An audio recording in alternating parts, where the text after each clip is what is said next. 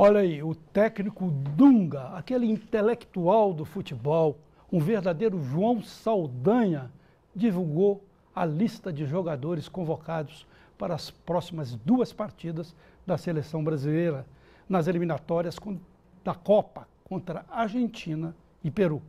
O destaque é o retorno do craque Neymar, que ficou fora dos 2 primeiros jogos por causa de uma suspensão ainda na Copa América. O Brasil fará o clássico contra a Argentina no dia 12 de novembro, em Buenos Aires, e no dia 17 encara o Peru, em Salvador. Os jogadores irão se apresentar no dia 8 de novembro para as 2 partidas. Entre as novidades na lista de Dunga está a presença do goleiro do Corinthians, Cássio. Além dele, outros 3 jogadores do líder do Brasileiro estão entre os convocados: Gil, Elias e Renato Augusto. Após 2 rodadas da competição, que dá vaga para a Copa do Mundo de 2018, o Brasil está na 5ª posição, com 3 pontos. E agora o Redação Futebol Clube, com os comentaristas. Eduardo César, obviamente, com a camisa do Cruzeiro, João Paulo Costa, outro, obviamente, América, e Cristiano Freitas, do Atlético. Dunga convocou a seleção. Novidade, Cássio, segundo a narração. Ele já falou que agora o goleiro do Internacional que vai ser o titular. Talvez seja também uma novidade dessa chamada nova seleção, se é que é nova, e para mim não tem de nova nada. E volta do Neymar, que estava suspenso por causa daquela bobagem que ele fez, ou fizeram com ele, não tenho muita convicção, entende? E como é que fica? Quem quer falar primeiro? Ô Barroso, o Cássio ser convocado já era quase certo isso, porque o Jefferson é um jogador que está com os dias contados na seleção. Sim, e o goleiro, ele não agradou, né? Não agradou. E o goleiro do Internacional já jogou a última partida como titular. Agora, eu acho interessante isso, sabe? Eu não quero entrar nesse mérito. Nós estamos aqui com o Cristiano, que é um descendente africano, um brasileiro africano, e tem essa mística da questão do goleiro negro, desde a Copa de 1950, né? Do Barbosa. Barbosa, que foi quebrada, e foi quebrada essa mística com... O Dida foi. Dida negro. Sim. Mas só que o Dida não foi titular. Não chegou a ser titular. Eu tinha me esquecido do percurso do Dida. Mas o Dida não foi titular na Copa. Mas o Jefferson não conseguiu se manter. Não conseguiu se manter. Mas é difícil o Jefferson. Até vou falar com uma bobagem que o pessoal, os americanos vão brigar comigo, mas o Jefferson jogando na Série B, realmente você tem que avaliar que o nível técnico é menor, cai.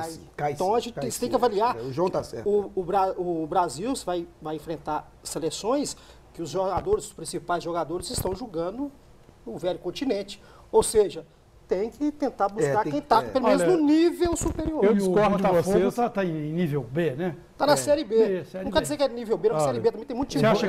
Eu vou discordar, não por conta do Jefferson, o Tafarel... foi para a Itália, jogava no meio campo porque não tinha vaga para ele, nem de goleiro. E ele foi convocado, foi para a Copa do Mundo, foi campeão, defendendo pênalti. Acho que o goleiro... Tomando peru na eliminatória. Não, mas na Copa do Mundo ele foi... Na Copa do Mundo ele foi fundamental para o Brasil. Eu acho que isso não tem nada a ver. O problema do Jefferson é que ele não é ele não é tão bom goleiro assim, tá? Por exemplo, temos melhores do que eles aí. Nós temos aqui em Minas, nós temos o Fábio e o Vitor, que é melhor do que ele, tá? Então, acho também que o Cássio é mais imposição da imprensa paulista, que está pedindo ele, não é um grande goleiro para poder estar na seleção também. Agora o Dunga tem dessas coisas, infelizmente a convocação dele não faz o menor sentido. Outro dia ele disse que os jogadores que foi para a China não tinha mais vaga porque o futebol lá não tem essa competição. Aí ele vai e me convoca o Kaká, que está nos Estados Unidos, como se o futebol nos Estados Unidos fosse muito melhor do que na China. O Kaká voltou a ser reconvocado? Está convocado novamente. Tem uma certa incoerência nessa convocação. Isso aí o Cristiano tem razão. Por quê? Você chama o garoto do Internacional, que é o menino, ou seja, está certo. Você tá Qual que é? Preparando ele. Você está preparando o Adson. Eu não sei se ele tem idade olímpica, mas você está preparando o Adson? Não, tem mais não. Não tem, mas está preparando para o futuro, está certo. Sim. Tem que investir.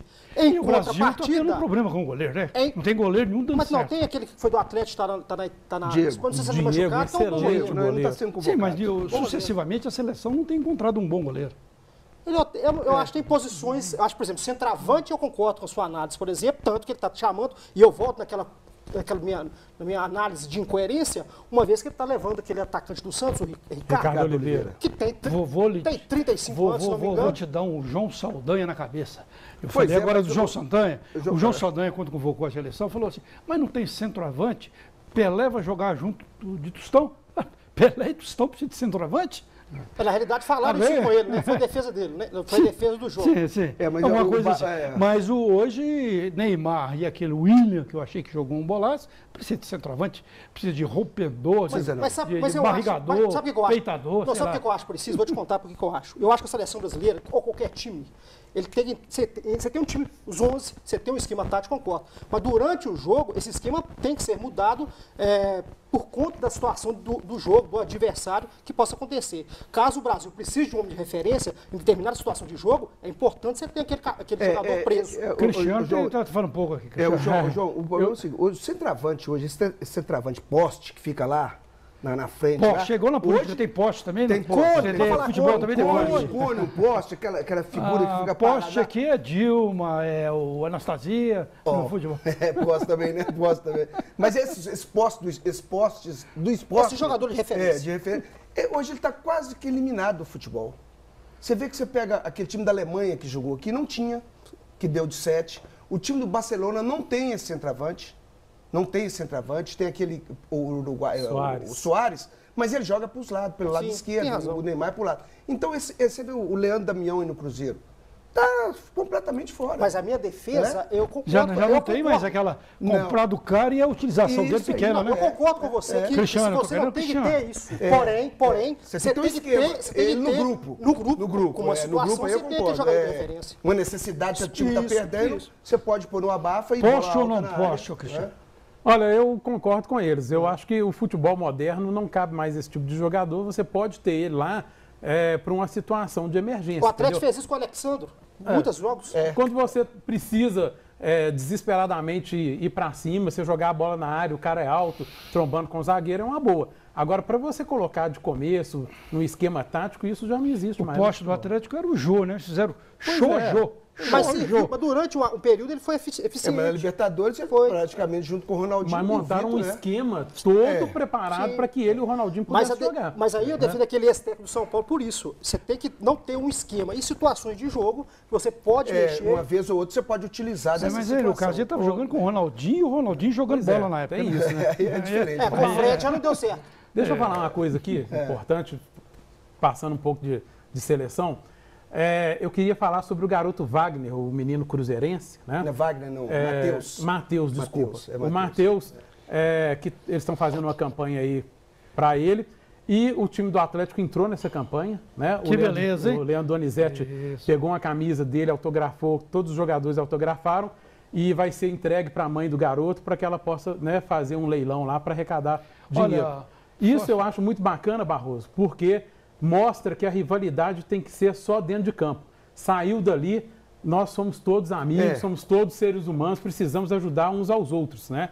Então, acho isso muito bacana. Parabéns aí aos jogadores do Atlético. E isso é um bom exemplo para esses idiotas de todos os times que ficam se trucidando por causa de futebol. Esse exemplo de solidariedade. Agradeço aos 3 comentaristas e agradeço a você que está acompanhando Redação BH News. E nós voltamos amanhã com mais jornalismo, entrevista, debates. Até amanhã.